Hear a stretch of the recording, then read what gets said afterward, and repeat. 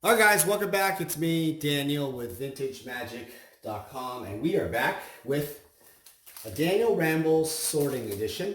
And what we have here is a collector's edition complete signed set. Yes. From what I know, the only one in the world that is signed and complete. I think there's a guy, probably the most prominent collector in the world, Marcus, or he's from Switzerland. He has play sets and play sets of signed cards from all editions, and he still is missing a few of these cards. So we'll see how these look. They look really nice. They look great, and it's funny. The irony of all this is I actually provided some of these cards to the collector years ago. And it's just funny how they come back anyway. Some of you guys are probably wondering why in the world, I probably might not even see these out because the reality is these are perfect fit sleeves. I just realized, and I can't put these in my my Vintage Magic sleeves because they're Legion. And Legion is a little bit tighter than the KMC Perfect Fits or the Dragon Shield. So I don't think I'm going to do that. I think what I'm going to do is I'm going to unsleeve this and just go through it and take a look at it. So as I ramble and unsort these, I just wanted to touch base with you guys. Thank you everyone who I met at GP Vegas 2019. Or Magic Fest, Magic Festival. Yes, you guys like my hairy legs? Yes, Asian people have hair on their legs. It's true. So yeah, Magic Fest was fun. Obviously there's been some of that Brian Weissman controversy. I haven't really had an interest to really speak about it. I've spoken to Brian several times, and I think Edwin the Magic Engineer put a video out, and his video is very, very, very good. It pretty much highlights kind of what I would have said already, and I don't think it's in the need to really reinvent the wheel and say it again. Everybody that knows Brian knows that he is a stand-up individual. I've known him. I've known Brian for a long time now. A long enough time. I think a couple of years now, a few years, almost 3 years now. And I could tell you that he is one of the few people in this industry that I have complete trust in. Complete trust. And I don't say that to people very often. I don't have, I trust people all the time with things, but Brian Weissman is one of those guys where I have 100% trust. Meaning if you tell him something, or if you buy something or trade something, or you do a deal or anything, right? He's always kept his word. He's not the best with time. There's a funny story that we were in Calgary, and I like to bust his balls once in a while, and he knows it. We were in Calgary, and we were staying at the airport, and we decided, I told him that, hey, we got to get going. We got to leave. And he decided to just take his time and play his video games or whatever the hell he's doing. And pretty much we got to the gate, or the check-in, before an hour of flight, but he thought it was like a domestic flight. So international flights, well, Canada apparently is, Calgary, Canada is still considered international. The irony of that, obviously, from the United States. But, he thought, well, maybe it's one of those we have a better relationship with Canada. You don't have to really be there 2 hours in. Nope, that's not how it works. You have to be there 2 hours ahead, and that's just the way it goes. So actually it's about an hour ahead, but we were 45 minutes. So Not that great with time, but that doesn't matter because everything else I've had experience with him has been just rock solid. He is one of those guys you guys should know that really has a competitive nature that many people don't understand. I know that some of you guys have said, well, old school is this industry or game where, you're just drinking beers and you're just making misplays and, you don't play the best deck. It's all about the fun. It's about the swag and wearing pens. And, oh, by the way, I sold this Quinn Hoover one years ago to that client who made the set. Now it's back again. Oh, by the way, though, guys, this set is already sold to another client. I was able to broker it for that client. But, yeah, it's funny how cards come back anyway. But yeah, it's interesting because everybody has their own take on what old school is. And I'll be upfront and say, hey, that's great. If you have a certain love and respect for the game in your own way, and that's what kind of makes Magic so great, is that it doesn't really matter like what you think it is, It doesn't matter. You can make Magic what it is for yourself, if that makes sense. It doesn't have to be, like the best deck, like the deck and red, red, blue, and even ATOG's a really good deck. It doesn't have to be like that. You can play whatever deck you want. You can also have the cards altered, signed. In this case, these signed collector's edition cards. And you can have them, just the way you want. You can have them like, I know people that have cards all altered by different altarists all over the world. And I know people that really just like their revised cards or their 4th edition cards. It doesn't matter. But it doesn't matter what you play or how you do it. Or it doesn't matter what venue. It doesn't matter if you're playing with your friends at the bar. It doesn't matter if you play at the Channel Fireball Event Center in Las Vegas, where we had the Old School Magic Tournament. I think it was like 128 players, and it was the biggest they've ever had. And it was a great times. I think I got like 12th. People have been asking me, well, how'd you do? Yeah, I got 12th. I missed the top 8 the first time, but because of the controversy thing with Brian Weissman, I was invited back to play again. And I lost to Athena. She played mono red, Athena Froelich. And I think that's where the controversy picture actually started, ironically. But the way they did it was, I think the top 4 had a bye. Then the bottom 8 had to play a single elimination. And, I didn't play my best match. I mean, I have it recorded. I don't really want to, put it out there yet because I have to look at it. By the way, this is one of the rarest signatures in the world. Faye Jones, really cool. She only created the Stasis, and that's the only art she's ever done for Magic. She's a fine artist in the Pacific Northwest. Yeah, I mean, I'm not sure if I want to, release that footage yet because I'm not really proud of the way I played in the sense that I really felt like, and by the way, no knock on Athena. I think she deserved to win. She played very well and she won, So, but I know that the deck that I'm playing, I was playing the deck. I had a lot of answers and ways to win. I lost 2-1, so I won the second game. I lost the first game. And the third game, I had, essentially what in the control players would call the nuts. The nuts is basically the nuts I would consider is like Library, Ancestral Recall, a Black Lotus, a couple lands, even like an Ivory Tower, or COP Red would be the ultimate nuts.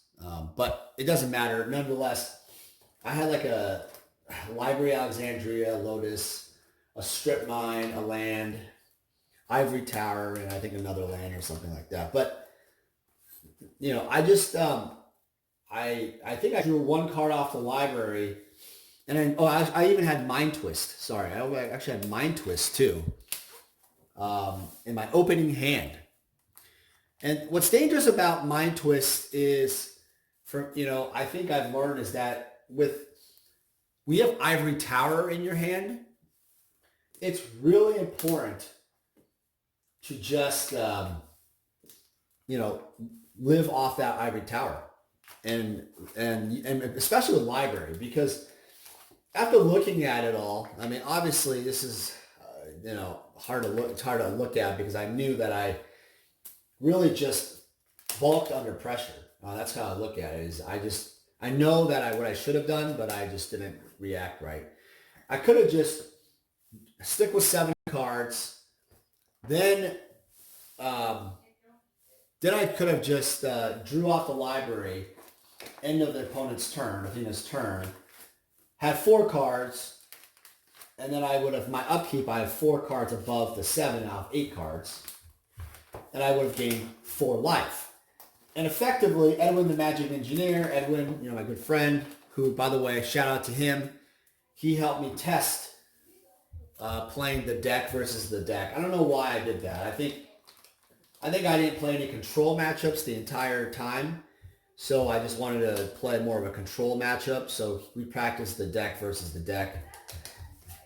But it's one of those things where it's kind of like, back to the situation. He was like kind of coaching me and saying, Dan, the thing is, this is your first time you've ever had any competitive level. Yeah, and it's true because I played the Old School Magic Championship the first time. Didn't do very well. I think I got an even record or something. And actually, I was playing the Basalt Monolith combo deck, which was pretty fun. The deck I started playing with my friend Greg from Switzerland, started getting me into. But then this is my second time. I didn't play, I think, the year before that because I had a Vend. So 2018, I didn't play. But yeah, I mean, I was, kind of bummed by it because I just realized that, normal circumstances just being, and this is not an excuse, it's just the reality, is when you're playing a lot of rounds of Magic, and also with the Brian Weissman thing, it really was disheartening because I really, I was really intimate and close with my friend, in terms of the situation. Like Edwin sent his video, I was there at Benihana's, sitting right next to him, celebrating the win. And then moments later, there's this sadness. I didn't know what was going on. And, I heard about kind of what happened on Twitter and everything. And it was pretty hard because, you see a friend that's worked so hard to win. And side note, I actually recorded all of the matches Brian played at the championship. So for the top 8, that is.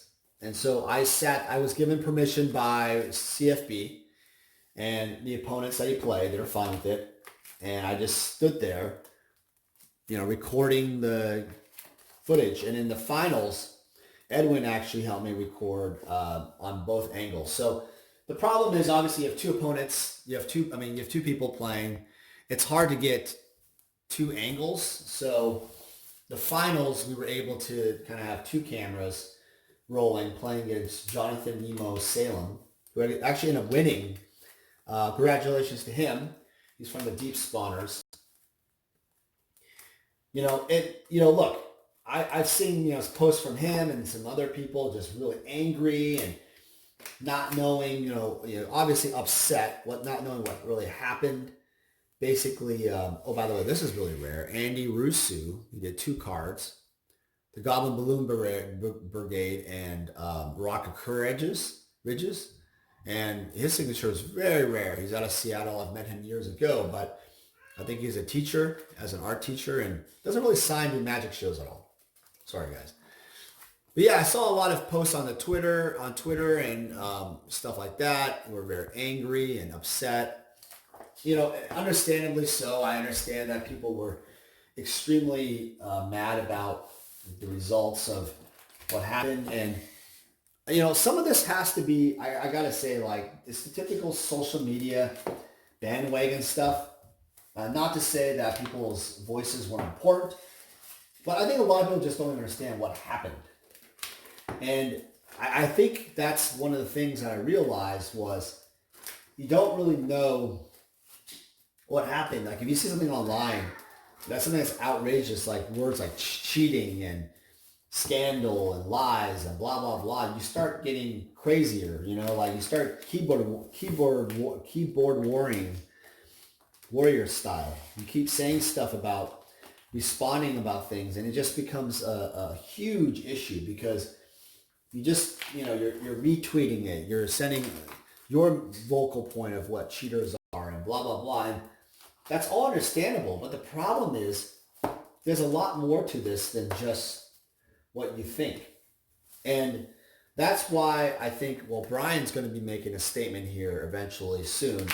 And kind of, I've talked to him many times, and the situation has come down to is I think a lot of people have realized that Brian did not cheat, but he obviously did a poor job of communicating his initial tweets. He made 2 initial tweets that were a little bit oblique in the sense that they just, I don't know, like they weren't really clear answers, and was just kind of like, I think he said something like in regards to put your pitchforks away. It's almost like just leave me alone and it's not that big of a deal, or whatever. And I think it just caused more fuel to the fire of this online negativity of everything rather than kind of softening the issue.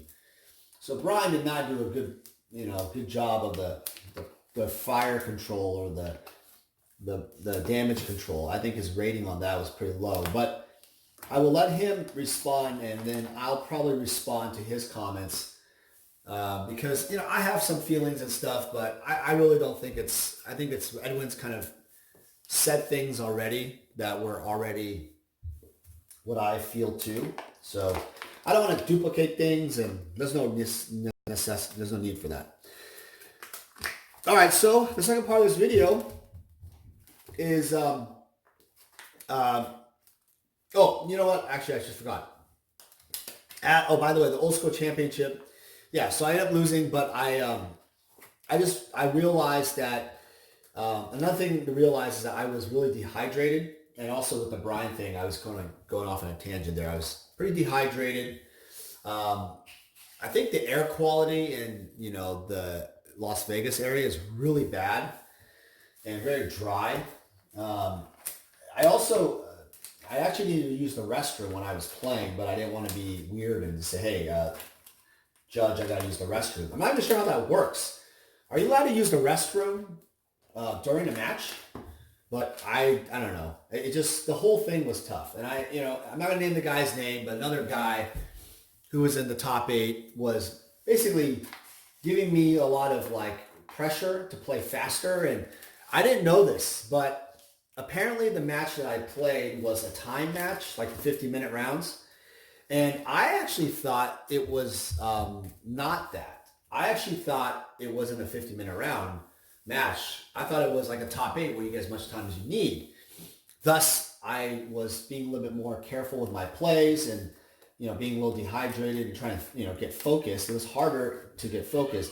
But if I would have known that, I definitely would have, obviously called the judge over and said, hey, I need to take a break real quick. My mind's not there. I don't know what would have happened, but maybe he would have let me use the restroom, get some water.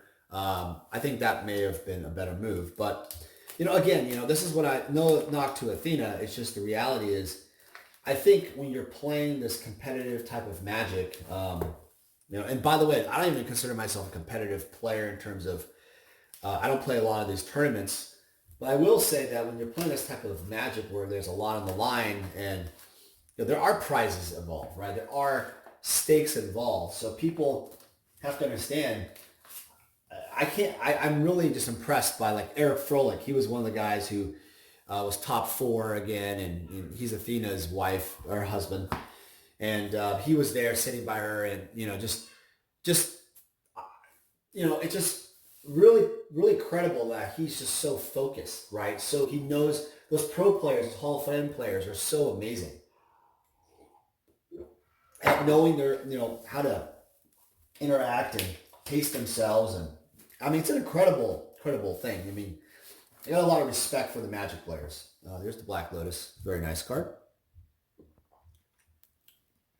Yeah, so it's just, but anyway, I'll probably share more about my experience later on. So yeah, so as far as next part of the video, just real quick, is people have always asked me why the sign sets, what's all the sign card stuff going on. And, I've been really lucky to meet some really great collectors out there who really have a cool passion for Magic. And one of the passions is to collect signed cards. And believe it or not, signed cards are really, really, really, really, really popular amongst collectors. If you ever happen to go to a Magic Fest, you'll notice that there's people just lined up at the Magic Fest lines for the artists getting cards signed. And now it used to be where the artists don't charge for the signatures. Now they do, and which is great. I think it's great. I mean, if you look at sports athletes or other people in other industries, they charge for signatures. And I think it makes sense, partly because they're not only being resold for a profit, but also it's the artist's time. For those of you who don't understand that, artists can make money off of prints, alters, and commissions, stuff like that, networking to make other publications they could do. And if they're talking to you and they're signing your cards, it used to be where people brought in, I heard like Mark Poole and would have like hundreds of cards to sign. And then, some people would tip him, some people would not, which really sucks, right? And so you're an artist there, you also do alters, you do other drawings and other things that you do, sell your prints. You could easily be spending your time elsewhere, but you're here signing cards for someone who's not even paying. And not to say it's not great to have fans who, just want to have their cards signed. And don't get me wrong, I think any artist would probably sign free for the kids. But we're talking about just dealers, right? So eventually, I remember when I first started out, I know there was no policy to pay per signature. I was just wondering why not, because I came from the sports industry. But I realized that, I felt kind of weird by it. So I actually spent lots of, thousands of dollars of product and cards and if not tens of thousands, right, with some artists where they would do alters and then, hey, would you throw in some signatures? I would actually do some signature service. I know like Mark Aronowitz, Dan Frazier's agent, he does a signature service as he travels to shows, and that's really awesome. But I used to do that kind of thing, and I know exactly how that works. They basically, obviously, Mark's spending his time to manage everything. It's really a lot of work for just $1 a signature or so. I think he makes about $1 a signature, and it's great for what it is. But at the same time, it's a lot of labor intensive. You have to then ship all the products out. You have to audit all of the cards that come in, come out, make sure they're exactly what, it's not an easy task. So over the years, my business has changed. I've, obviously grown to a different type of business. And I don't offer that signature service because I don't have the time to do it. Now, there are customers where I do some stuff for specialty stuff. So this is more of an example of these cards, the signed cards, where like we have the collector and deck fulfillment service. That's kind of what's under. And I'll put a video link probably in this video so if you're interested. And basically what it is if you are a collector or a player and you need cards in your deck, I will be able to help source cards either from myself or other vendors around the world, and obviously find these rare collectibles for you. And if some of the cards require signings and other crazy stuff, like I think some of you guys have seen on social media that, yep, I had a collector who had BGS 9.5 Alpha Mox Jet, a BGS 9 Alpha Mox Sapphire, no print dot, and a Beta 9.5 Sapphire and a Beta Emerald 9.5. I had a crack out on camera, and Dan Frazier, the original artist, signed them. And it was pretty crazy. My friend Jeremy helped me film it. I'll have to post a video after they get done with Beckett. And that might be, I don't know, next year, because I have to go to Beckett and that's going to take a while. So there you go. That is the signed set. There should be a total of 302 cards. So the last thing I'm going to do here is just do a final count. So yeah, I mean, I think what I'm going to do here is because they're already kind of sleeved up, and the problem with these perfect fits is that I can't put them in my sleeves. So they're already tight and they're not bended or anything, but when you take them out, they tend to like bend here if you put your thumb here or something, and you just don't want that to happen. So yeah, I don't think that's a good idea. All right, so let's just make sure all the cards are here. What do you guys think? Do you guys think these are good investments overall? Let's do some counting here. 1, 2, 3, 1, 2, 3, 4, 5, 6, 7, 8, 9, 10. That's all the dual lands. That's 10. Do you think collector's edition is a great investment? Do you think they're going down? There should be 15 here. 1, 2, 3, 4, 7, 8, 9, 10, 11, 12, 13, 14, 15. Oh, there's a mountain wrong. Yep. Do you think they're a great investment? Do you think they're a bad investment? It's interesting. It's interesting to say what's going to happen with the collector's edition and international edition. 1, 2, 3, 4, 5, 6, 7, 8, 9, 10, 11, 12, 13, 14, 15, 16, 17, 18, 19, 20. 5, 6, 7, 8, 9, 10, 11, 12, 13, 14, 15, 16, 17, 18, 19, 20. 1, 2, 3, 4, 5, 6. I don't know if I messed that up right. Okay, it's a little slippery. All right, 46. I'm just going to remember that. 46. Okay. 46. Is that right?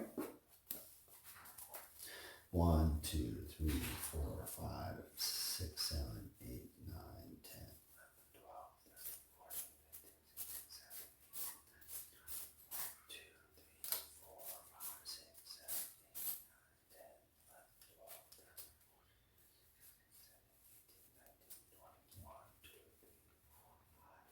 Okay, 46. I don't know. We'll see. That looks right.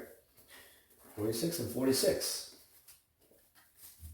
Reds. 1, 2, 3, 4, 5, 6, 7, 8, 9, 10, 11, 12, 15, 16, 17, 18, 19, 20. 1, 2, 3, 4, 5, 6, 7, 8, 9, 10, 12, 13, 14, 15, 16, 17, 18, 19, 20. 2, 3, 4, 5, 6, 46. Okay, well, I guess when I'm done with this video, I'm going to have to verify that these are all 46 because I don't remember that, but that's interesting. I think one of these are 45. I don't know. 1, 2, 3, 4, 5, 6, 7, 8, 9, 10. 1, 2, 3, 4, 5, 6, 7, 8, 9, 10. 1, 2, 5, 6, 7, 8, 9, 10. 1, 2, 3, 4, 5, 6, 7, 8, 9, 10. 1, 2, 3, 4, 5, 6. What? That's strange. They do that for a while. I don't know. Maybe the numbers will come out right. I don't know. 1, 2, 3, 4, 5, 6, 7, 8, 9, 10. 3, 4, 5, 6,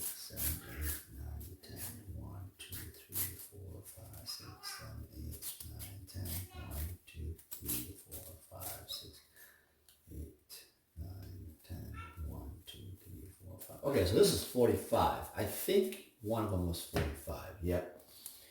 Oh, 45, 46. Ooh, that's not right. 46. All right. There are 46 also. All right. All right, white ones. 1, 2, 3, 4, 5, 6, 7, 8, 9, 10. 1, 2, 3, 4, 5, 6, 7, 8, 9, 10. 2, 3, 4, 5, 6, 7, 8, 9, 10. 1, 2, 6, 7, 8, 9, 10. 1, 2. Okay, so I guess they're all 46. Interesting. All right. That should be easy to remember. All right, so let's do some simple math here. Sorry, guys. This is the last part of the video. 46 times, okay, so let's see here. So 40, this is easier. 40, 40, 80, 120, 160, 200, 240. Okay, that's right, 240. And then we have 6 piles. So 6 extras. So 6 times 6 is 36. Right? So that's 276. By 240 plus 36 is 276. Plus 10 is 286. And then 286 plus 15 is 296. 296. It should be 302. Right? 6 plus 5. Ugh. That's wrong. Right? Okay, so one of these, I think the green one is the one, I think the brown one has 47. I remember this. 1, 2, 3, 4, 5, 6, 7, 8, 9, 10. 1, 2, 3, 4, 5, 6, 7, 8, 9, 10. 2, 3, 4, 5, 6, 7, 8, 9, 10. 2, 3, 4, 5. These are really sticky. 5, 2, 3, 4, 5, 6, 7. Yep, okay. So yeah, the artifacts are 47. So 47. Yeah, that's right. That's 302 cards. All right, guys. Thanks for watching. Look, I really appreciate you guys. I know there was a little bit of a controversial subject in the beginning, but at least I was able to kind of give you somewhat of a view that is pretty obviously the same as Edwin the Magic Engineers, but I think it's really important to understand that in these tough times I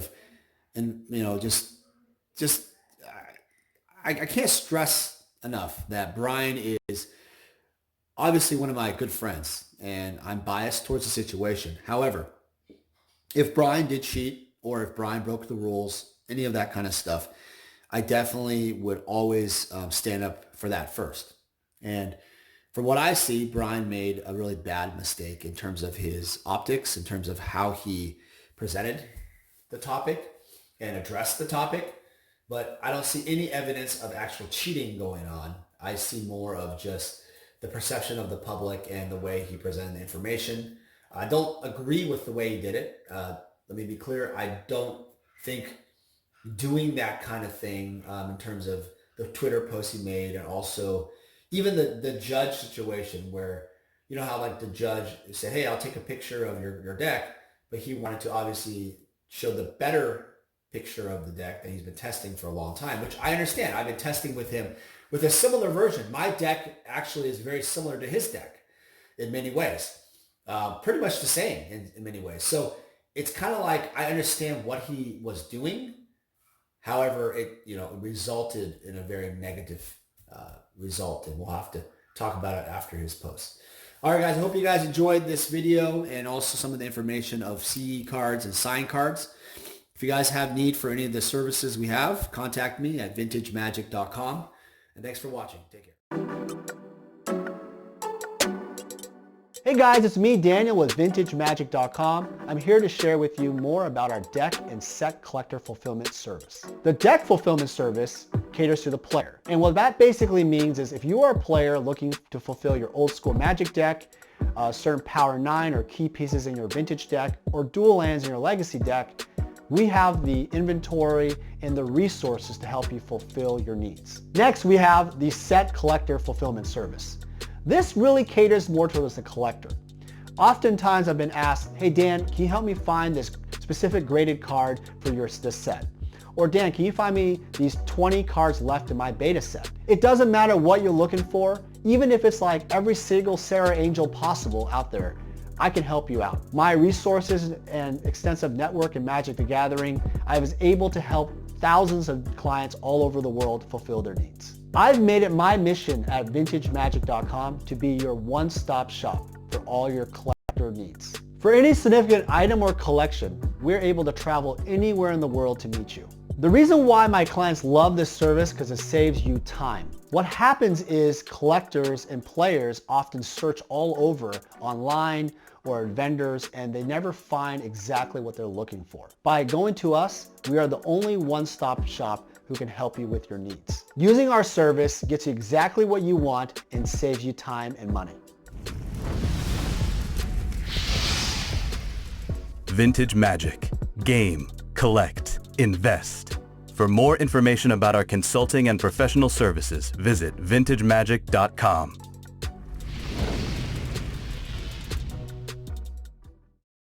Thank you everyone for supporting our channel. It means a lot to me that you're enjoying the content we're putting out there. I have a Patreon page that supporters have access to special perks and rewards. Become a supporter at patreon.com/vintagemagic.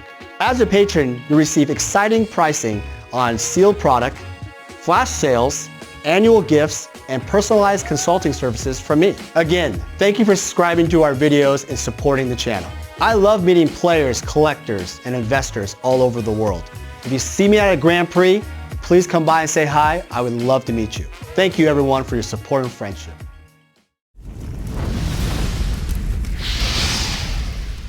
Vintage Magic. Game, collect, invest. For more information about our consulting and professional services, visit vintagemagic.com.